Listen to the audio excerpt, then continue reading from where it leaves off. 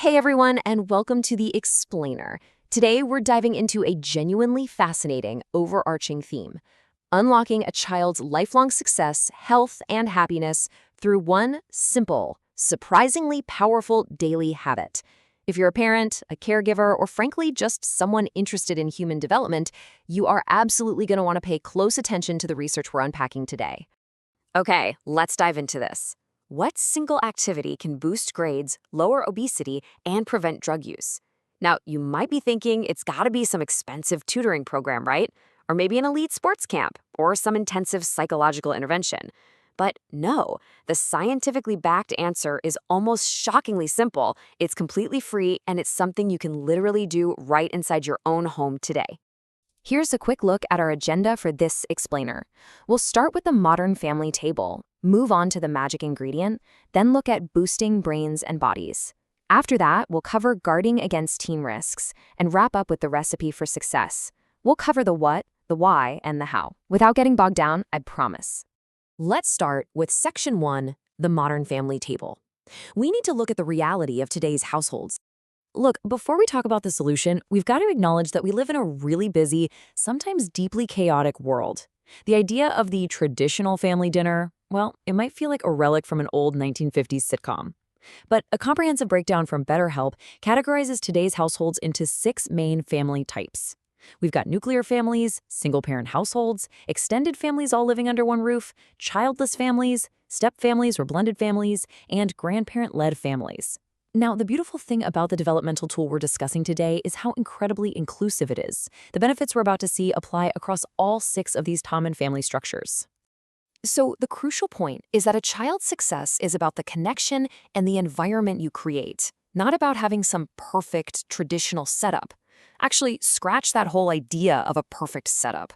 The research proves that the quality of your family dynamic, how you interact, how much warmth is present, the stability of your routines, that is vastly more important to a child's well-being than whether they're being raised by a single mom, step-parents, or their grandparents.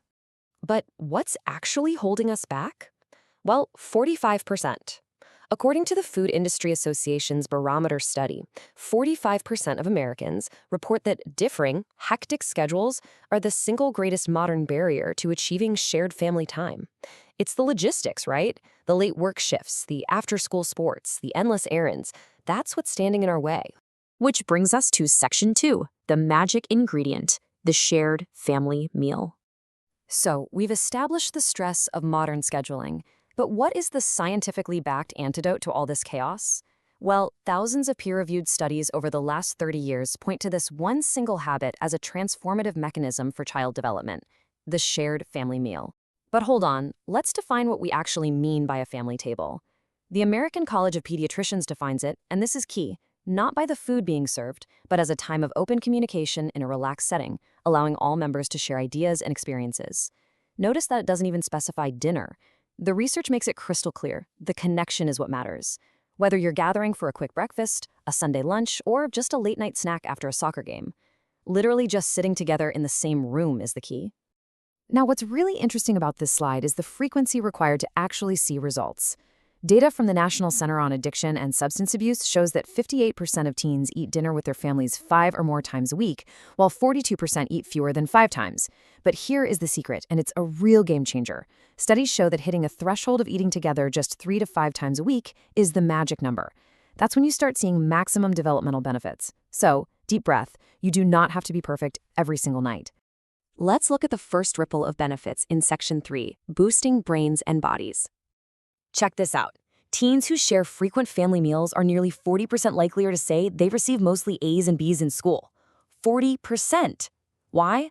Well, it turns out mealtimes are massive vocabulary builders. Children hear conversations that include narratives, debates, and explanations. This expands their language skills significantly, which links directly to future literacy skills and heavily improved grades. Just talking around the table is basically a free educational intervention. But wait, the physical health benefits depend incredibly heavily on the quality of the meal. A fascinating study highlighted by the National Collaborative on Childhood Obesity Research contrasted 2 very different environments: Meals characterized by hostility, awkward pauses, or controlling behavior averaged only 13.5 minutes and were actually linked to heavier children. By contrast, warm, communicative meals where kids were given positive reinforcement averaged 18.2 minutes and were linked to non-obese children. It beautifully illustrates the difference between just eating in the same room versus creating a quality, connected environment. And honestly, we're talking about a difference of literally 5 minutes here. Moving into our next ripple effect, Section 4, Guarding Against Teen Risks. This acts as a powerful shield for older kids. This part is absolutely crucial. According to a multi-year study series, teens whose families gather fewer than 3 times a week face drastically higher risks. I mean, let the data speak for itself. They are almost 4 times more likely to smoke tobacco, 2.5 times more likely to use marijuana, and twice as likely to use alcohol compared to teens who frequently eat with their families. The parental engagement that is just naturally baked into a family meal acts as an incredibly powerful deterrent to substance abuse. And get this, the protective effect extends way beyond the child's own direct choices. It actually influences their social circle. Teens eating fewer family meals are 3 times more likely to report that at least half of their friends use marijuana. Regular family meals give parents a natural chance to check in, monitor behavior, and impart values. It creates this amazing ripple effect that drastically lowers the likelihood of negative peer influences taking root outside the home. Let's move to and see how this builds into Section 5, the recipe for success. Time for some actionable steps. Let's look at a real-world example from Psychology Today to put this all into perspective. Take Melanie. She's a busy single mom who successfully co-parents with her ex-husband. Now, their evenings used to be completely chaotic and separate, but they've established a new tradition where, once a week, Melanie brings dinner over to her ex's house, and the whole shebang, they all just eat together. They don't fight, they just sit and listen to the kids talk about their days. This anecdote proves that even in super busy, divorced, or separated households, families can creatively prioritize this connection without it turning into a battlefield. So, you want to start this tonight? Here is a clear blueprint derived straight from the American College of Pediatricians. Step 1. Turn off all screens. Phones, TVs, tablets, out of sight. Going distraction-free is key. Step 2. Serve the exact same food to everyone. This avoids that whole short-order cooking stress and encourages healthier eating. Step 3. Prompt some actual conversation with the rose, thorn, bud technique. Have everyone go around and share a rose, which is something happy from their day, a thorn, which is something sad or frustrating, and a bud, something they're really looking forward to. And this brilliantly illustrates our main takeaway today. Joseph Califano Jr., founder of the National Center on Addiction and Substance Abuse, sums it up perfectly. The magic that happens at family dinners isn't the food on the table, but the conversations and family engagement. You definitely don't need to be a gourmet chef. Whether it's a massive home-cooked feast or literally just takeout pizza on a Tuesday night, the true nutritional value of the meal is the human connection. Which brings us to our final thought for this explainer. I want you to mentally look at your calendar right now. Think about your week ahead. When is your next scheduled shared family meal? Remember, it doesn't have to be every single day, but can you find 20 minutes, maybe 3 times this week, to sit down face-to-face with the people you love? The science is incredibly clear.